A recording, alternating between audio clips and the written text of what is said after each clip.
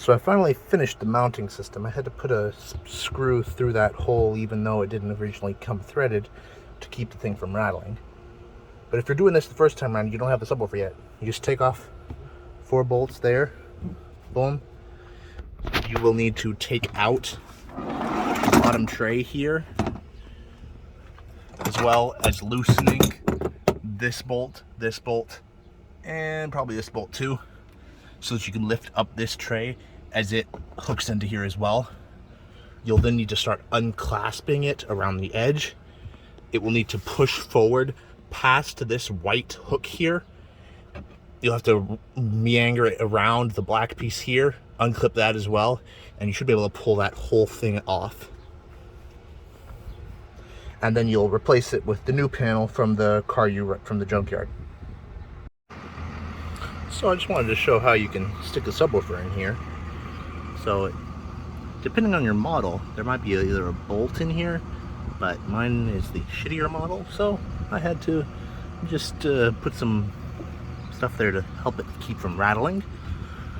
All models have the 2 bolts up here, up top, and then down below there may be 2 more here and here. However, mine does not have the corresponding threads that thread in behind it. I'm having minimal issues, however, though. See, I'm using some Wago connectors up top. I just cut the connector when I tore it from the other car. Plugs in right there, nice and easy.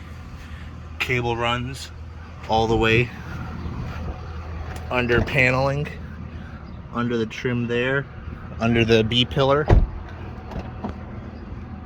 under the tin here, up the A pillar. I actually have it go around the compartment and then boom, right into my radio. Figure that while I'm at it, I might as well show you how to install some tweeters as well. So these did not originally come with my car. These, they pop off. A little bit of plastic there. Be careful you don't break it or lose the little push pin clip. So these tweeters right here will just bolt in with 2 bolts right there at the bottom. Your car will have the bolts regardless of whether it has a speaker, so you don't need to worry about those.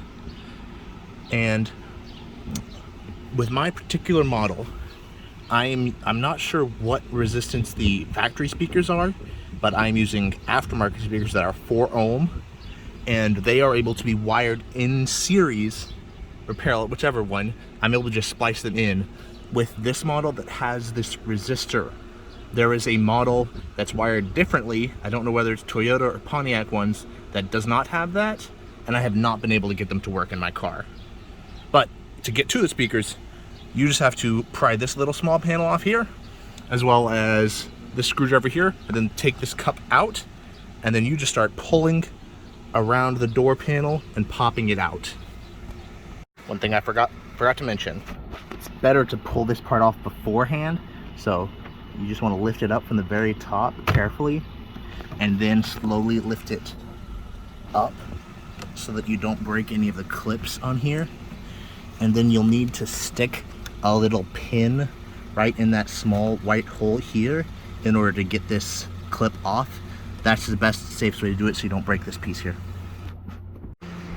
So for my car, I have 2-way speakers down here as well as the tweeter.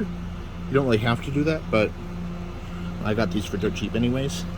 Your factory speakers will be riveted in like I've done for mine. You will have to drill out those rivets. I would be careful to not break the mounting hardware just in case you put back in your old speakers. You will need these little wiring harnesses that will hook into the factory things. I think Crutchfield has them for good price, and those will just hook right into the back of your speaker. Crutchfield will also sell these mounting brackets for the 6.5-inch speakers. And then I'm just using some splicing connectors here to run it in parallel with the tweeter.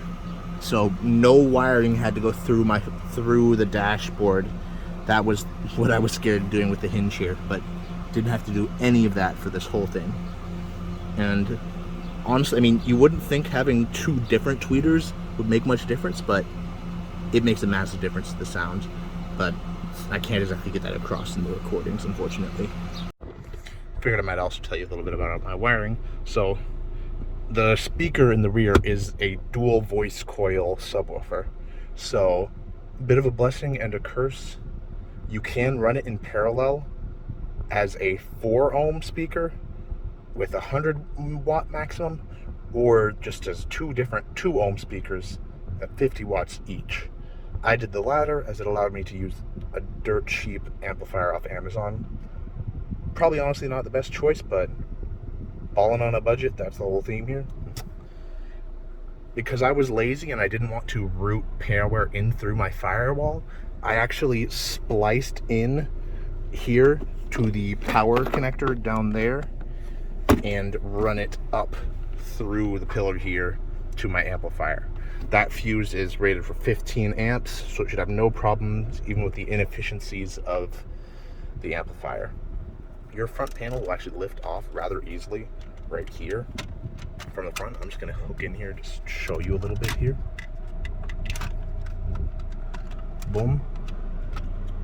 So, I can't really show you anything, but I have a small amplifier in there wired up to that power.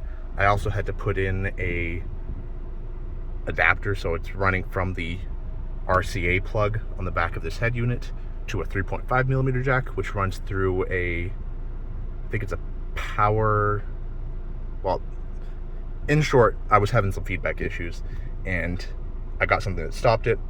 I'll try to link that in whatever I'm going to post this on so that you can get one too. And then that runs to the cheap amp, which I was able to just, I think that was like $20 honestly. But it runs over just fine. Plenty bass, minimal distortion. Honestly, massive upgrade over the factory speakers.